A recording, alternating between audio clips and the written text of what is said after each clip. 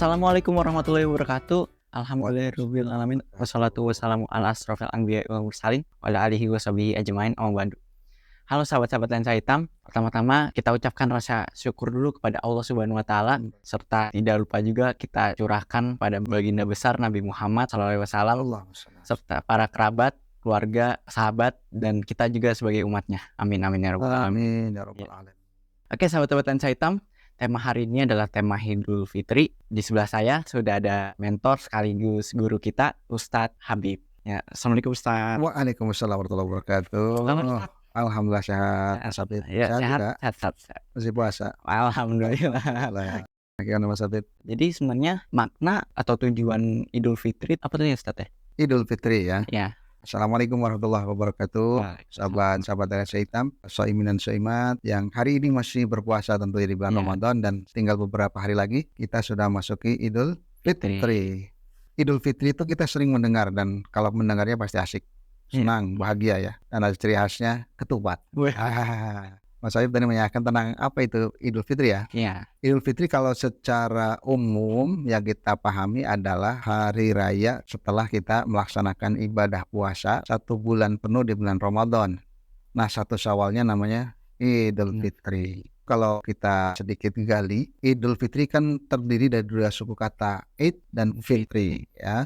Id adalah kembali, Fitri adalah kesucian. Banyak ulama menyebutkan Fitr itu nanti ada sendiri maknanya. Cuman secara umum yang kita ambil salah satunya adalah kesucian, kemenangan, kejadian, dan seterusnya. Artinya kembali kepada kesucian. Kenapa kembali kepada kesucian? Manusia itu kan asal muasalnya adalah kesucian.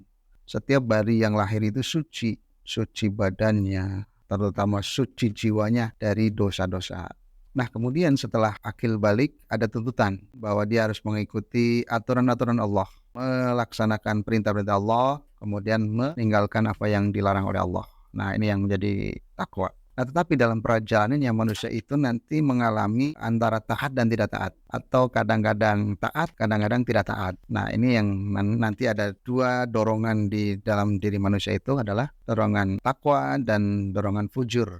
Ada unsur malaikat yang membisikkan kepada kita kebaikan-kebaikan.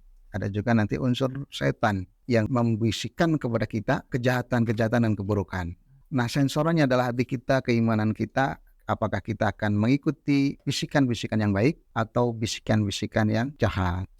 Nah, di antara manusia ada yang kadang-kadang mengikuti bisikan-bisikan yang jahat, yang buruk, sehingga jiwanya kotor.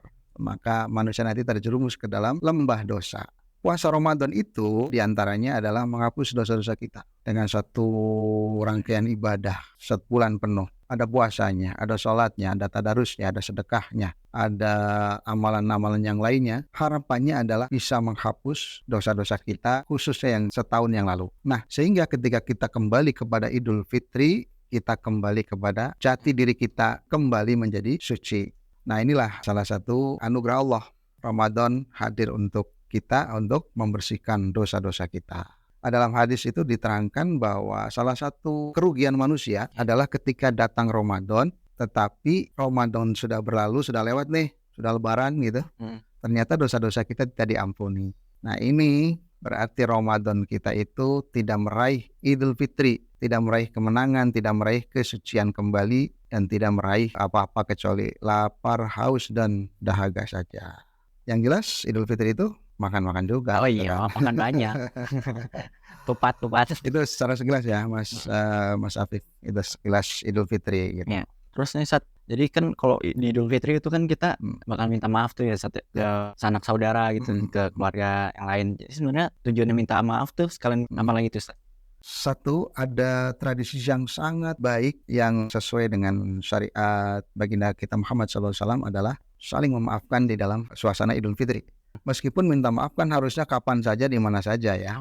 Tidak harus menunggu momen Idul Fitri. Sebaik-baik orang adalah orang yang minta maaf dan orang yang memberikan maaf gitu kan.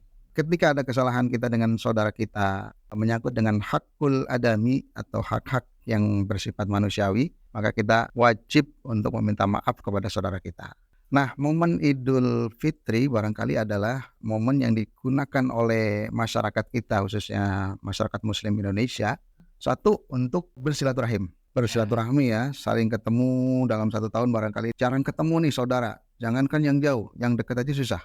Kita lebih banyak sibuk dengan kesibukan masing-masing, kegiatan masing-masing. Nah, momen itu dimanfaatkan sekaligus untuk bersilaturahmi, berkumpul, dan di situ ada indahnya saling memaafkan, atau dalam tradisi kita itu namanya halal bihalal. Halal bihalal. Begitu Mas Fabri. Orang yang silaturahmi ini nanti akan dipanjangkan umurnya, diberkahkan rezekinya, dan banyak sekali ya fadilah silaturahmi. Dan tambah lagi di situ ada yang minta maaf, ada yang memaafkan, atau saling memaafkan di antara kita. Wah, ini tambah indah lagi. Mungkin sahabat-sahabat lensa hitam ingin tahu juga tentang sholat Idul Fitri nih, Ustaz. Ya. Jadi tata caranya mungkin ada yang belum tahu. Sekilas saya jelaskan tentang sholat Idul Fitri adalah sholat pada hari Id setelah berpuasa penuh 1 bulan. Esoknya kan 1 Syawal. Pada 1 Syawal itulah kita disunahkan untuk sholat Idul Fitri. Mulai kapan? Mulai terbit di 1 Syawal. Caranya bagaimana? Disunahkan berjamaah ke masjid, apalagi kalau punya lapangan luas, bareng-bareng tuh masyarakat berbondong-bondong ke lapangan. Salatnya 2 rakaat, yang dibedakan adalah ada takbir. Takbir 7 kali, Allahu Akbar, Allahu Akbar, Allahu Akbar, sampai 7 kali di rakaat pertama. Kemudian di rakaat yang kedua, takbirnya 5 kali. Rangkaian-rangkaiannya seperti biasa, hanya niatnya adalah sholli sunnatal aid di rakaataini. Kalau makmum ya makmuman, kalau imam ya imaman, sunnatalillahi ta'ala. Aku berniat sholat Idul Fitri ketika takbir 2 rakaat makmumkan Allah Ta'ala. Udah selesai. Rangkaiannya sama dengan sholat-sholat biasa, 2 rakaat. Kemudian setelah itu mendengarkan khutbah. Idul Adha, Idul Fitri itu khutbahnya setelah sholat. Kalau sholat Jumat, khutbah dulu baru sholat. Kalau kebalikan gitu nggak bisa ya, Ustaz? Oh, nggak boleh, nggak bisa. Itu ada aturan-aturan yang ditetapkan oleh baginda Rasulullah Sallallahu Alaihi Wasallam. Nah, bahkan kalau sholat Idul Adha, Idul Fitri, itu perempuan-perempuan yang lagi haid disunahkan untuk ikut mendengarkan khutbah. Datanglah ke tanah lapang, datanglah ke masjid, tapi jangan di masjidnya barangkali ya, untuk menghindari talwis atau yang lagi haid di luar masjid, tapi ikut mendengarkan khutbahnya meskipun tidak ikut sholat. Nah, indahnya di situ. Agar apa? Agar manusia berkumpul, umat Islam bahagia bareng, kumpul di tempat itu, di masjid, bahagia bersama, meraih kemenangan. Begitu. Karena sudah kangen nih, 1 bulan penuh kita berpuasa, merasa bahwa kita itu ada salah dengan orang lain. Nah, ini yang penting dari Idul Fitri adalah kita merasa ada salah dengan orang lain. Insya Allah kalau kita taubatnya beneran, ibadahnya beneran, sudah diampuni Allah. Tapi kita masih sadar ada hak dengan orang lain yang barangkali saya punya salah, baik yang disengaja maupun yang tidak disengaja, baik yang ingat maupun yang tidak ingat. Nah, inilah momen kita ketemu dengan orang banyak, salaman, berpelukan gitu ya. Iya. Laki sama laki. Iya. Apa namanya? Iya. Bisa saat ketemu di masjid, bisa di rumah, apalagi kalau di kampung kita nih, dikunjungin tuh 1 RT, bahkan 1 RW, lintas desa, itu dikunjungin itu. Jadi hari pertama bulan Syawal itu kalau orang tua biasanya duduk dulu nih di rumah nih, nunggu nih yang lebih muda pada datang, karena tradisinya begitu ya. Iya. Nah, kita sudah habis, di sini udah gak ada yang tua nih, gua doang yang tua nih. Ini ingat, ada yang lebih tua dari kita, saudara kita, baik tua statusnya, tua umurnya, atau tua ilmunya, kan begitu kan. Tuh indahnya kemenangan. Tapi kemenangan Idul Fitri pun tidak serta-merta begitu saja didapat. Kemenangan seorang di Idul Fitri itu yang pertama, karena satu diampuni oleh Allah, karena dengan rangkaian ibadah puasa 1 bulan penuh ya. Yang kedua adalah orang yang setelah Idul Fitri, Syawal dan seterusnya itu dia tetap taat kepada Allah, istiqomah. Jadi nggak cuma di pas bulan Ramadan aja. Betul ya. Setelahnya juga ketaatannya istiqomah. Istiqomah itu continue ya, terus menerus gitu ya. Tidak hanya di bulan Ramadan saja. Istiqomah kalau Mas Habib pandangan istiqomah, istri 3 dikontrakin rumah. Waduh, udah tuh. Nah, jadi ada di sebagian kita itu kalau ibadah itu hanya cari momen. Kalau ada momen Jumatan doang. 5 waktunya nggak dikerjakan. Oh, yang penting gue sholat Jumat doang. Ada yang ibadahnya itu tahunan. Kalau Ramadan doang dia taat sama Allah gitu ya. Tapi setelah Ramadan, di luar Ramadan, dia jauh dari Allah. Nah, yang terbaik adalah orang yang istiqomah. Dia menyembah Allah, dia taat kepada Allah, dia selalu semangat berbuat baik tidak hanya di Ramadan tapi di bulan-bulan setelah Ramadan. Nah, ini berarti asar Ramadannya dapat efek dari puasa kita tularkan di 11 bulan setelah Ramadan. Yang ketiga adalah orang-orang yang tidak tertipu dengan kemewahan dunia. Karena dunia ini adalah permainan dan hiasan belaka. Orang yang meraih kemenangan adalah orang-orang yang menggunakan dunia sebagai sarana untuk ibadah, mendekatkan diri kepada Allah. Jadi orang kaya raya boleh. Nabi Sulaiman kaya, Utsman bin Affan kaya, Abdurrahman bin Auf kaya, sahabat-sahabat Nabi banyak yang kaya raya. Tapi mereka menggunakan kekayaannya itu untuk menuju jalan Allah dan untuk kepentingan maslahat umat. Jadi orang yang tidak tertipu dengan dunia menjadikan dunia ada di dalam genggaman kita, tapi dunia tidak ada di hati kita. Terus yang keempat, orang yang akan meraih kemenangan adalah orang-orang yang selamat dari api neraka. Selamat dari neraka, masuk ke dalam surganya Allah, dia itu orang yang mendapatkan kemenangan yang sesungguhnya. Karena apa? Karena ibadah kita bagus, tujuannya bagus, ikhlas karena Allah, dan terus konsisten gitu ya.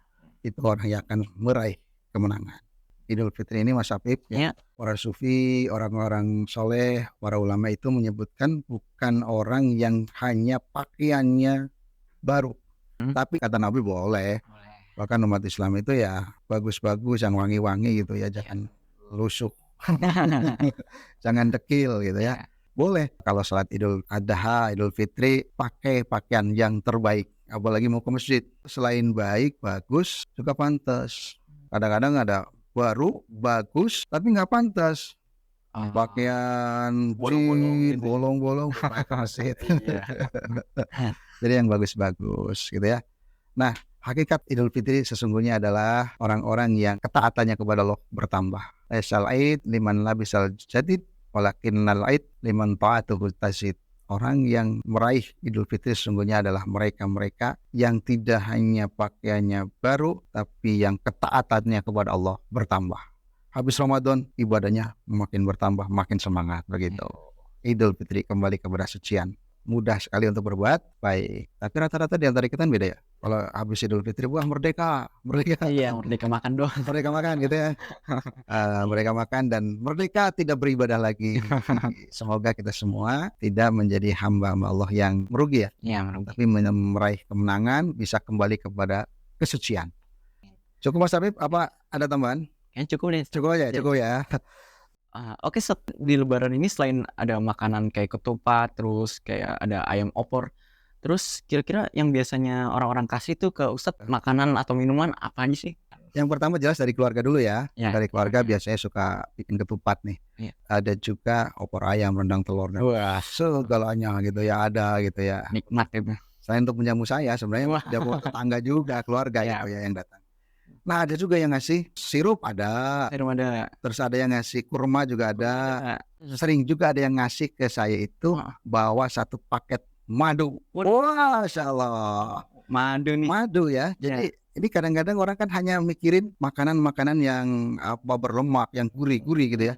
Tapi tidak memberikan kesehatannya. Tapi ada yang datang ke saya itu ngasih madu. Dan ini saya terima kasih sekali kalau ada yang ngasih lagi tahun besok. Waduh, kita kasih deh Ustadz. Soal madu kita punya nih madu. Punya juga. Kalau lain saya mau ngasih ke saya terima sekali karena sangat berbahagia gitu kan. Ya, kita ada 3 varian rasa, kalian bisa lihat di video ini.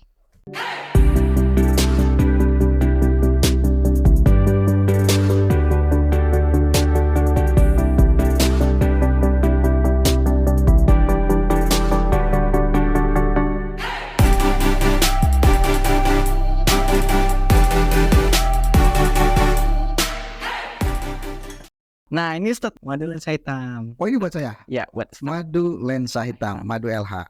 Madu murni ya? Asli belum tentu murni, tapi kalau murni insya Allah asli. Terima kasih sekali Mas Afid ya. Saya suka madu. Apalagi madunya adalah madu lensa hitam yang original, murni gitu ya. Diperas langsung oleh petaninya. Kelompok Tani Madu Hutan. Oke, sahabat-sahabat lensa hitam, kita udah membahas tadi soal Idul Fitri. Terima kasih untuk Ustadz Habib karena telah men-sharing ilmunya. Wassalamualaikum warahmatullahi wabarakatuh. Waalaikumsalam warahmatullahi wabarakatuh. Mohon maaf lahir batin.